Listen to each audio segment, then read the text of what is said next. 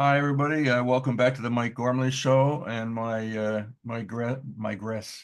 guests, Ruth McCartney and Martin Nethercutt. We were listening to GEIST, One World, as we came back from the commercial. We want to get into the AI discussion, but what's the story on that little piece of music? We were on our honeymoon flight to Australia in 1998. 1998, because back then, if you remember, there was this big Y2K problem. Oh, 1990. And while I was on the plane, I'm like, oh, my life is just, I just got married. Well, it was on the screen, wasn't it? It was the one British Airways and Lufthansa and whatever had merged their mileage rewards program into one world. And Martin's like, hey, that'd make a hell of a title. I'm like, let me get my pad and a pencil. So we wrote the song on the plane. I landed in Australia. I had chords in my mind. As a writer, as a composer, sometimes everybody asks me, like, how do you come up with the song? Well, so sometimes it's just the chords, sometimes it's the title, sometimes it's the melody. So in this case, we had all three, and that just became One World, my expression of putting Geist out, because Geist in German means spirit. It also means zeitgeist, the spirit of the times. So it was just this feeling of we're all united, we all got to go. And this was like, oh my God, 25 years ago. Yeah, 30 almost. Yeah, and I was, flying above the clouds, and you have a different, as a lyricist, I always have a different perspective when I'm up in an airplane looking down, all of the nitty-gritty things that worry me throughout the day and I've got written on my pad and must do before 5 o'clock. They all seem to just melt away when you just look at how small you are and the enormity of this gorgeous planet we get to inhabit until we blow it up. So by then, Geist was born, and Geist became a movement rather than a band, because people come in and out of bands. We'll get into the pandemic where I wrote Book of Shadows later, but the initial thoughts were, okay, let's make a project. Everybody can participate. It's not about the band, it's about the movement and the spirituality of things that we're starting to lose very, very, very slowly. It dawned on me when when the series came out, that I'm like, well, how are you giving away all this occult knowledge to kids? Are you nuts? I didn't like it. For children to be like the wizard and there's a spell, and then nobody talks about the price you're going to have to pay if you use this kind of stuff. So yeah, it became so it's a triptych. So when Martin was saying, there's a lot of responsibility with spirituality and magic and all of those things. And I sort of dubbed it Rock and Roll Harry Potter for Grown-Ups. And it's a triptych. So the first album was Book of Mirrors, which is this one here. And I took that picture on the way to Vegas. And lo and behold, drove home 3 days later, and there'd been a wind event, and it's gone. So, I mean, that was literally and then Martin does all of the artwork and all of the stuff inside. Each song gets its own video. And then the second one is Book of Shadows, and the one he's working on right now is Book of Light. And so it's the everyman journey of, down in looking at, looking at yourself in the mirror and figuring out who you are, and then which road do you take? Are you a good guy or a bad guy?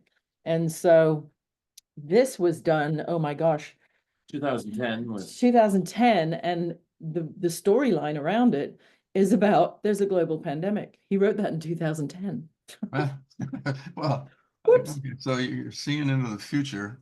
So we were kind of doomsday prepped for that one. And then that was round about the time, like I joined Facebook in 2009, I believe. It was right about the time when the social media stuff kept getting bigger and bigger.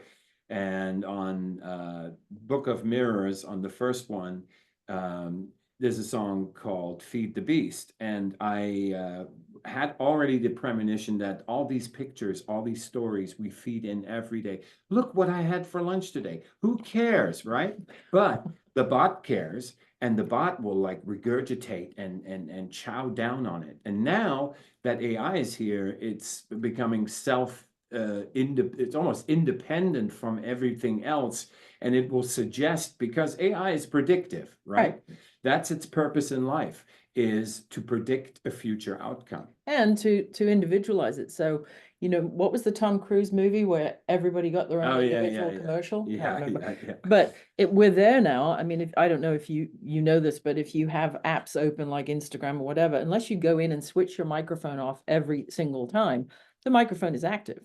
And so there are listening rooms like Amazon, Alexa. If you have Alexa in your house, unless you actually put it in the microwave and unplug it, it's listening. And so it knows that you're running out of, you know, chocolate covered pistachios. And all of a sudden you're walking down the street, you get an ad for it. So I look at AI as not just artificial intelligence. In the case of McCartney Studios, we're audio intelligence. That's what the A stands for. But in the case of being sold to and personalized or sold at, it's algorithm intelligence, because they know what ads. I mean, even if you pause on something on your feed on Instagram, unless you flip and doom scroll all the way through, if you pause on something for more than 3 seconds, it's tagged your account. So they send you more stuff like that. Yeah, the human behavior. And the interesting part about AI is that there will come a point when humans are no longer capable of understanding what AI is. That's the scary part. When it takes off, when it has gone through college, it's got its doctor's degree. It's become an agent. It's become an agent. It's sitting on juries now. We don't need juries anymore. Really? I mean, just put AI in there. And we cut out all this emotional stuff that we have, the burden of life that we have, the human condition. And we don't know what AI will actually look like in the future when it develops its own understanding of its creation. Well, once What it stage was that? Sorry, I just want to catch on. What I remember you're talking about stages of AI and where we are and where we're going. What stage are you referring to now?